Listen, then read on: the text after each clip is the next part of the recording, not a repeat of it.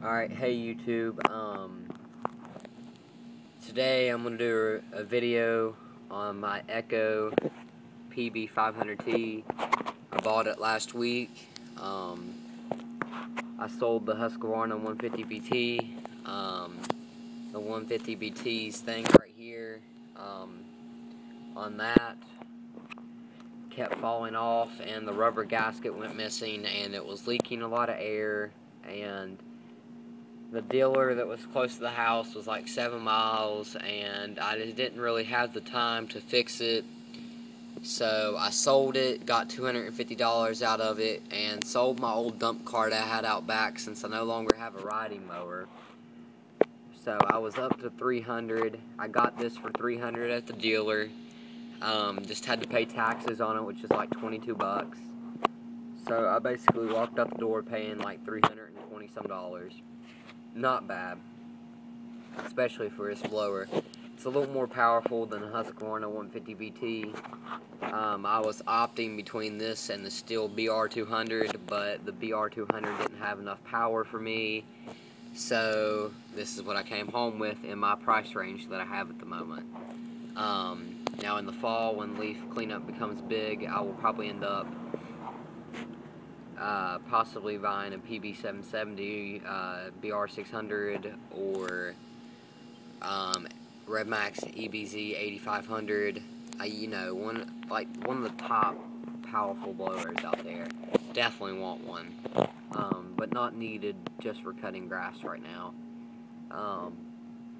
But yeah, let's go ahead and get into the detail of it.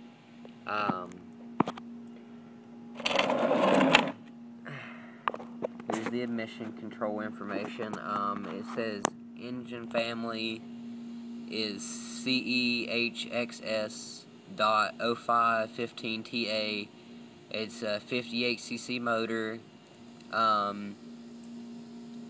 The emission compliance period is 300 hours. The engine meets the 2012 US EPA and California emission regulations, blah blah blah blah. The Yakuba Corporation, November 2012. 70 decibel blower, category 2, measured at 50 feet, 15 meters per ANS B175.2. Don't really understand all that science behind that, but yeah.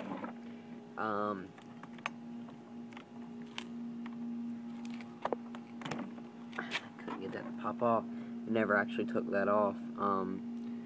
It's a NGK spark plug. It's BP-M8Y.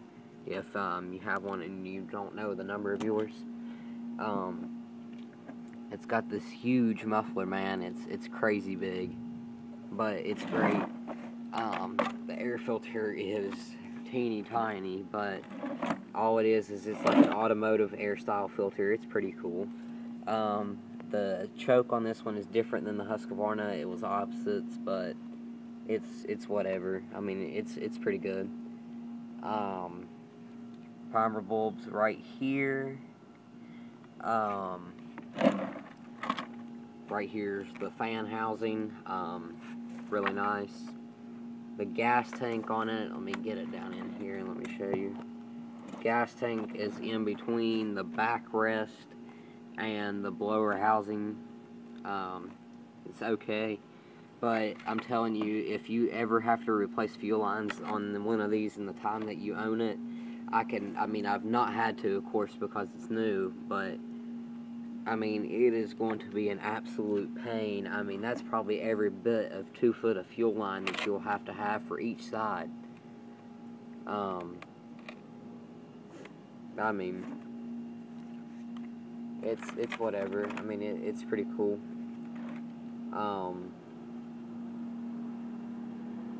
It rides on 4 sets of springs, padded backrest, and yeah. Alright, we're going to carry us through here real quick, guys. Hold on just a second.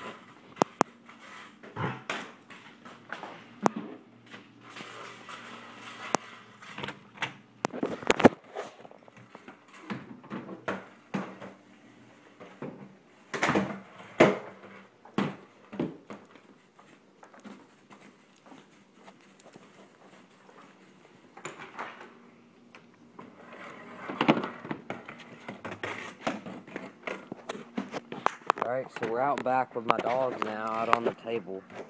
The neighbors had a moving truck coming in, and I didn't want to try to do a review with a moving truck out there, so we moved it out back.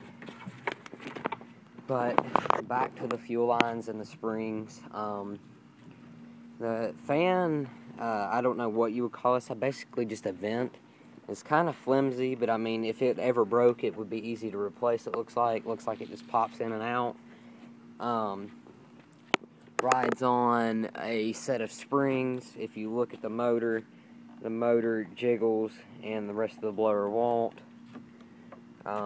It takes a lot of vibration off your back. I mean, it's just a good blower. The base of it I like really well, because if you look at that base, on other blowers, the gas tank would be right here. I can put my foot right here as I try to start it, and it's amazing because the blower doesn't jump out on you.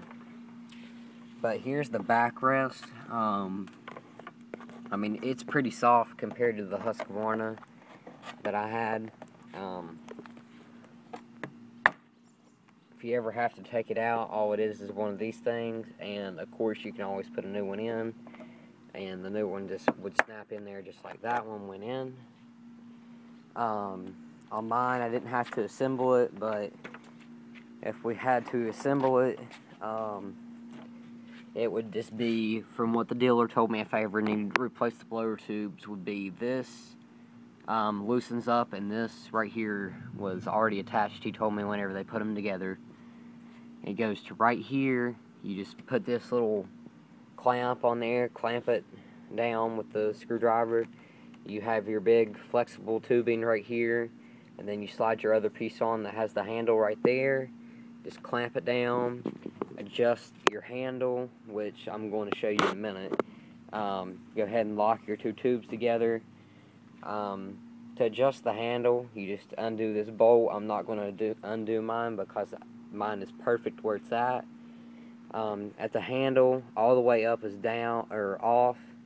All the way down is like a cruise control, and I mean you could squeeze it like that. But recently I've just been like this, just doing it like that. I mean, I don't know if that's going to like mess it up or not, but I mean it's nice to do it like that. It's kind of fun, and definitely more comfortable than squeezing the trigger. The trigger is a little harder than the Husqvarna or the steel blowers that I tried out. Throttle was. It's got condu all the way from the handle, runs all the way back up underneath the blower.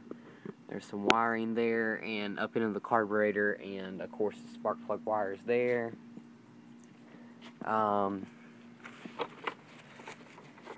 This is the padding on it. I like it. It's got the big Echo emblems on them. That's nice.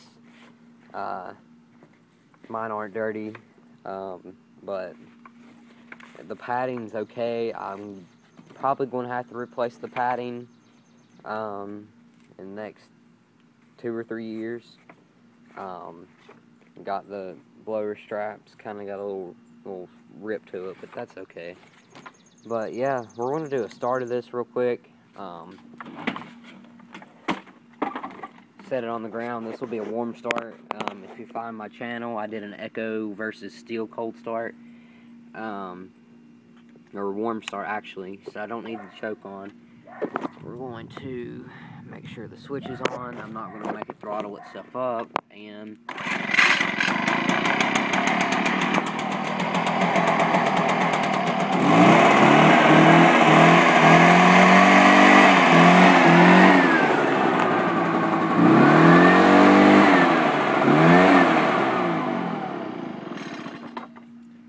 so, you've seen it run. I did my review. It's a pretty good blower. Got any questions, comment, rate, and subscribe.